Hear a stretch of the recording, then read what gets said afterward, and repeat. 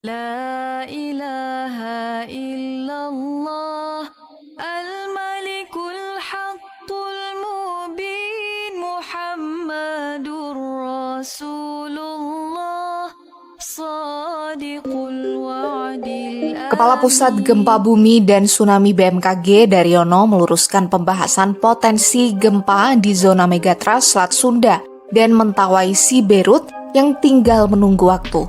Daryono mengatakan sebenarnya hal itu bukanlah hal baru, melainkan sudah lama, bahkan sudah ada sejak sebelum terjadi gempa dan tsunami Aceh 2004. Sekali lagi, ia menegaskan bahwa informasi potensi gempa Megatrust yang berkembang saat ini sama sekali bukanlah prediksi atau peringatan dini, sehingga jangan dimaknai secara keliru seolah-olah akan terjadi dalam waktu dekat.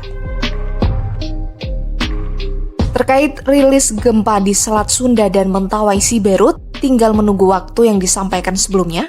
Hal ini dikarenakan kedua wilayah tersebut sudah ratusan tahun belum terjadi gempa besar, tetapi bukan berarti akan terjadi dalam waktu dekat.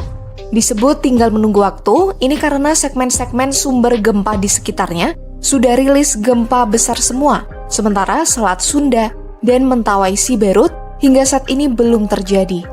Lebih lanjut, Daryono hanya mengingatkan kembali keberadaan zona Megatrust Selat Sunda dan Mentawai Siberut sebagai sebuah potensi yang diduga oleh para ahli sebagai zona kekosongan gempa besar atau seismic gap yang sudah berlangsung selama ratusan tahun.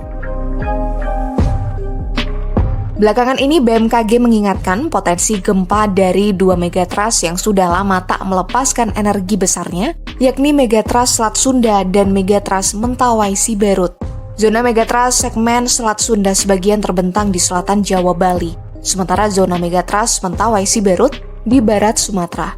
Berdasarkan peta sumber dan bahaya gempa Indonesia 2017, kedua segmen Megatrust itu terakhir kali gempa lebih dari 2 abad silam.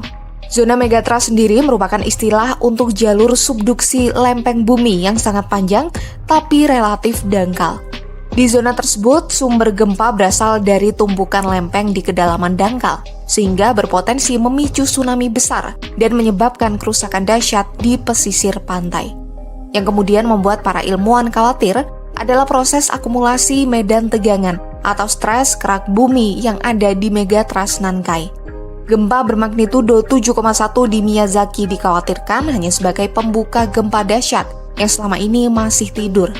Palung Nankai memiliki beberapa segmen Megatrust. Jika seluruh tepian patahan tersebut tergelincir sekaligus, para ilmuwan Jepang memperkirakan palung laut tadi bisa menghasilkan gempa berkekuatan hingga 9,1.